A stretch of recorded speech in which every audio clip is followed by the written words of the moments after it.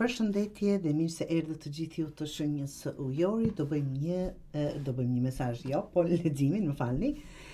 Do bëjmë leximin e radhës për ju, të dashur ujorë, shumë pasqyra, shumë iluzione, shumë zgjedhje. Zemra ju është e përfshirë, por mendja është e turbullt, absolutisht. Shtatë të pasqyrës kjo letre tregon se ndoshta po përpiqesh të kuptosh çfarë po dëshiron, por ke humbur në zhurmën e asaj çfarë është duke ndodhur. Por ke humbur në atë zhurmë, çfarë do që t'jetë ajo. Je duke ndjerë që duhet ta bësh një zgjedhje, ajo është duke të pritur, por nuk je ende e sigurt cilën rrugë do ta ndjekësh. Dhe kjo është ajo që ju bën paksa të paqartë çfarë jeni duke dëshiruar, si duhet të veproni, çfarë duhet të them, si duhet të vendos apo si duhet të zgjedh. Dy të spirales, vendi ku një shpirt që kërkon vendin e vet ndalet për të vëzhguar. Dy fole, dy rrugë, mundësi, por vetëm njëra të përket. Njëra është ajo që është zgjedhja e duhur. Pra, nuk kërkon përgjigje të menjëhershme kjo këtu që të dashur ujor, të fton të ndjesh, të shikosh, të analizosh dhe të shikosh ku do ndiheni të sigurt, ku do rriteni, ku do përshtateni. Nuk duhet bërë asgjë me nxitim, është e rëndësishme të mos rrotullohesh pafund në pasigurinë tuaj, të dashur ujor. Fëmia hynor apo divine përfaqëson shpirtin tënd. Fëmijën e mbrëmshëm që beson në mirësi, për shpresën, në dashuri, pa kushte apo çfarë do që të jetë të dashur.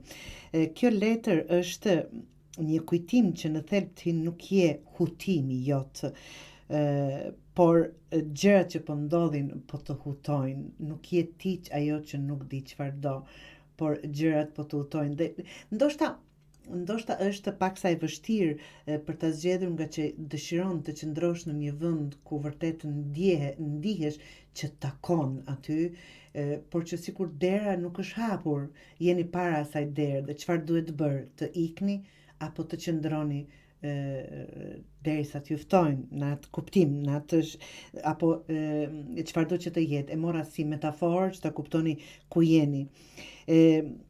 Mësimet që keni marrë dhe jeni duke marrë janë goxha të rënda, por është ajo që duhet, brenda jush është ajo zgjedhje që duhet të bërë. Të fton të rikthehesh në fakte të vlera jote, jo si koncept, por si ndjesi. Dhe të dashur,